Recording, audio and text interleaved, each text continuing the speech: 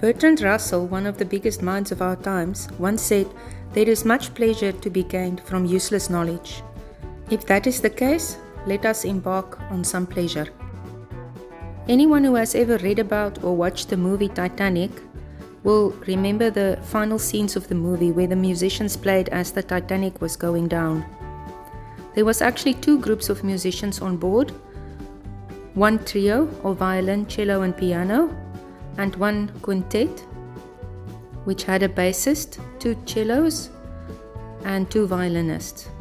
The fact that not many people know is that these musicians worked for the British Amalgamated Musicians Union.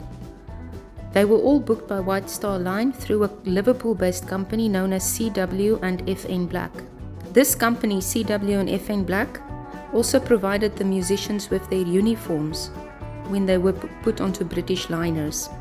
The families of these musicians actually received communication from CW and FN Black requesting reimbursement for the lost uniforms. "Dear sir, we shall be obliged if you will remit us the sum of 5 shillings 4 pence, which is owing to us as per enclosed statement.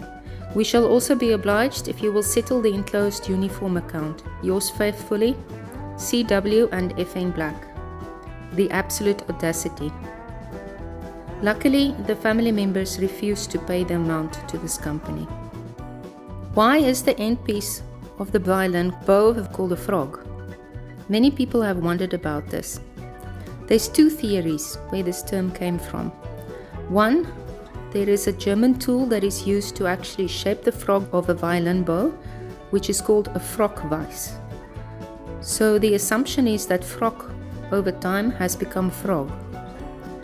The second theory is that the end piece resembles the frog of the heel of a horse.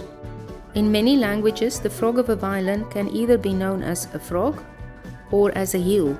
In French and Italian, as an example, they refer to it as a heel.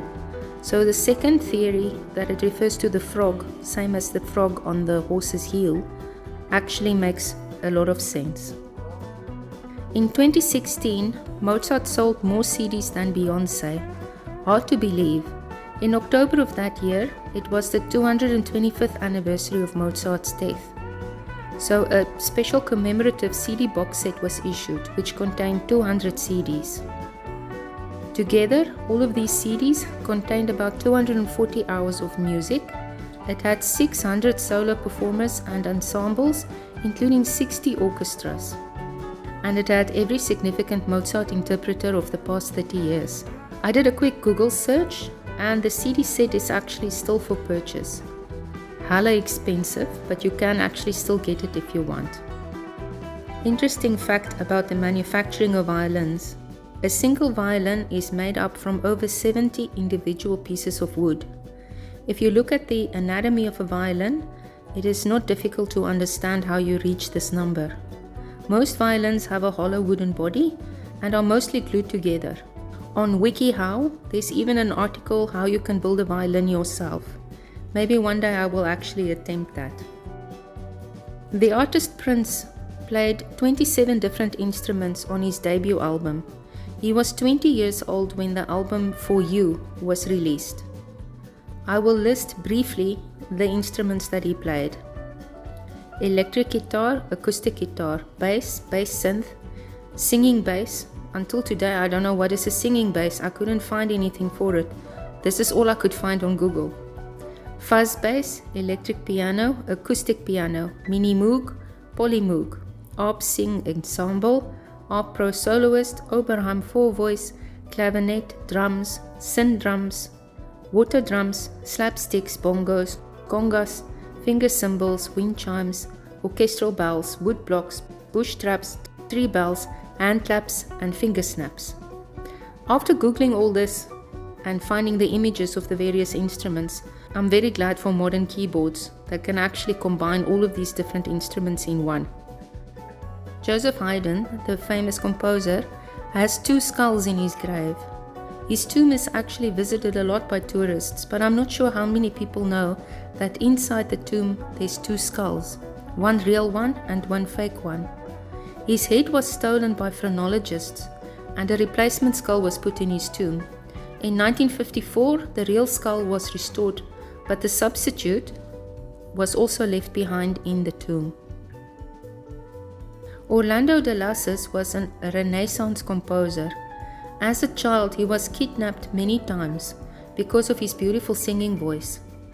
He is considered by most to be the chief representative of the polyphonic style of the Franco-European school, and one of the three most famous and influential musicians in Europe at the end of the 16th century.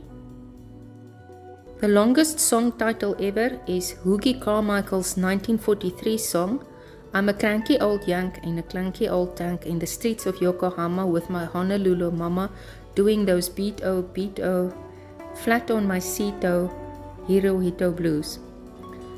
The lyrics of the song is very cringe, a little bit racist, etc., but it was written during the wartime, so it probably reflected the sentiment of the time. I will play you a small piece of it so you can hear how it goes. I'm a cranky old yank in a cranky old tank, and I'm headed for a hullabaloo. The world's longest running performance will only end in the 27th century. Again, the groundbreaking composer here is John Cage, and the piece is known as ASLSP, as slow as possible. The piece was written to be played over 639 years. It is still playing at St. Burchard Church in Germany. It started September 2001. As it is played so slow, the automated organ is not even completed yet. They are still adding new flutes to this organ.